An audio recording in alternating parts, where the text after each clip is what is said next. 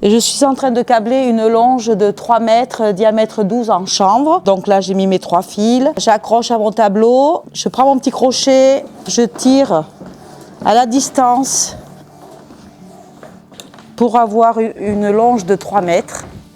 J'ai coincé mes bouts, j'enfile mon couchoir, ce fameux couchoir, et je mets en route pour faire le câblage. Une technique plus que centenaire qui n'a pour ainsi dire jamais changé, mais qui aurait tout à fait pu disparaître. La corderie Palu est ni plus ni moins que la dernière corderie au long de France. Installée à Saint-Pantaléon-de-l'Arche, sur les contreforts de Brive, en Corrèze, l'établissement qui a vu le jour en 1908 a été racheté en 2018 par Stéphane Assolari. Avec ses 280 mètres de long, ce bâtiment des années 40 abrite et continue de faire vivre les techniques d'antan de fabrication de cordes. Sur des machines en apparent hors d'âge et qui pourtant fonctionnent telle une mécanique bien huilée, cordières et cordiers perpétuent la tradition de fabrication de cordages et autres longes pour animaux. Comment une société plus que centenaire parvient à développer sa production tout en conservant un outil industriel d'époque?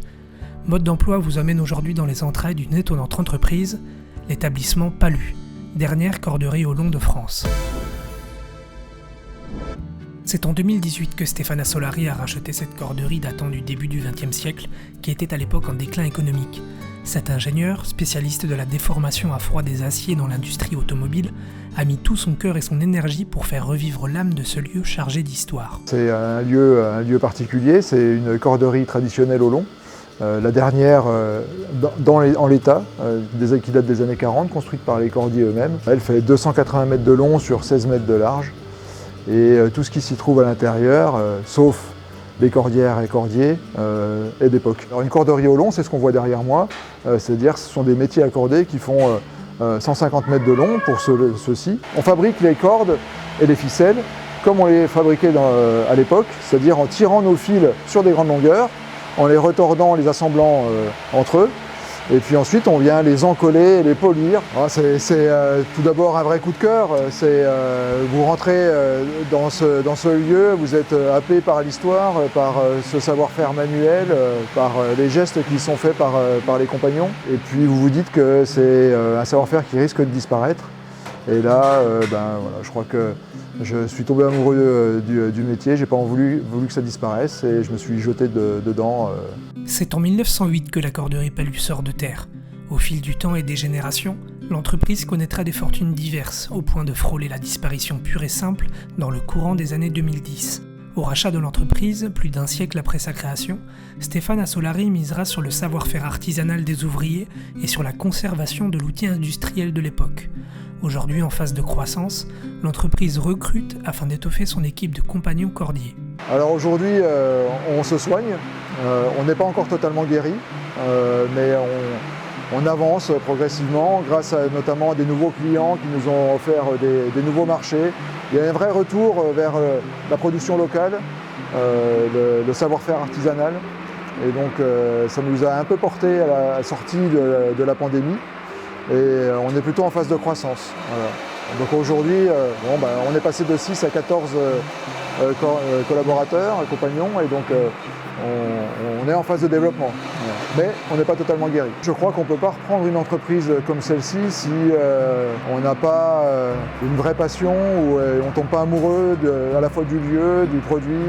On ne deviendra jamais riche en corderie, mais ce n'est pas l'objectif. Si on arrive à faire traverser une génération de plus ce savoir-faire, on aura gagné. Pour justement entretenir la flamme et faire revivre ce métier à la manière des anciens, la formation est une étape clé. Problème, il n'existe plus aujourd'hui d'école pour apprendre à fabriquer une corde. Au sein de la corderie Palu, une grande partie du savoir-faire traditionnel repose désormais sur les épaules de Maria Fatima. Cette cordière, aujourd'hui aux portes d'une retraite bien méritée, après 44 années de vie passées dans les travées de la corderie, a formé et continue de former les nouveaux compagnons cordiers, patrons y compris, pour perpétuer cet héritage artisanal. Tous les jeunes qui sont en bas, je les ai tous formés, ainsi que le patron d'ailleurs, ainsi que M. Assolari. Donc je pense que voilà, ils sont tous prêts. Je vais leur manquer peut-être, c'est ce qu'ils me disent, mais bon, moi, ils me manqueront aussi. Mais voilà, j'habite pas loin et Je passe tous les jours, donc voilà, ça me laisse moins de peine. Parce que j'avais 16 ans quand je suis arrivée là, donc directement du collège, et j'ai appris à aimer ce métier parce que c'était tout nouveau. C'est un peu spécial, c'est un peu unique, on n'en voit pas partout. Ça me fait un pincement au cœur parce que bon, j'ai passé en fait toute une vie ici. Voilà, mais il faut bien profiter de la retraite tant qu'on a la santé. Mais au départ de Maria Fatima, qui sera en mesure de transmettre ces techniques uniques en leur genre? Pour ne pas voir disparaître ce métier peu ordinaire, un travail est donc actuellement mené main dans la main avec le CFA Les 13 Vents, basé à Tulle, afin de relancer une filière de formation au métier de cordier. On est en train de travailler avec un CFA pour essayer de remonter un apprentissage de cordier. Et donc on a, malheureusement il est absent aujourd'hui, mais on a un apprenti cordier qui vient d'arriver là il y a quelques mois. Aujourd'hui on est la dernière en France, donc c'est difficile de remonter une formation pour une entreprise. Mais aujourd'hui voilà, on a un apprenti qui est chez nous et qui j'espère à la suite de son apprentissage sera promis à une longue carrière. En quelques années seulement, l'entreprise est passée de 6 employés au moment du rachat à 14 aujourd'hui, dont la plupart ont un profil bien éloigné de celui de cordier. Ils ou elles sont d'anciens ingénieurs, pâtissiers, ouvriers d'usines agroalimentaires ou agents SNCF, mais tous ont rejoint la corderie avec la volonté de ne pas laisser à l'abandon ce patrimoine artisanal local. Alors moi ça fait 2 ans, ça fait seulement 2 ans que je bosse là, contrairement à Fatima. Mais bon, c'est elle qui m'a enseigné tout ça, voilà.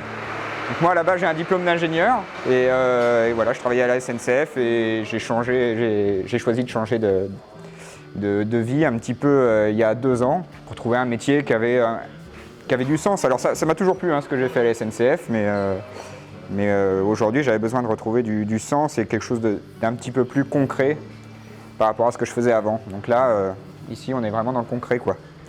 Et puis il y a le côté patrimonial aussi qui m'a emballé quoi. Quand on rentre dans ce bâtiment, c'est toujours impressionnant et faire perdurer un savoir-faire, c'est valorisant.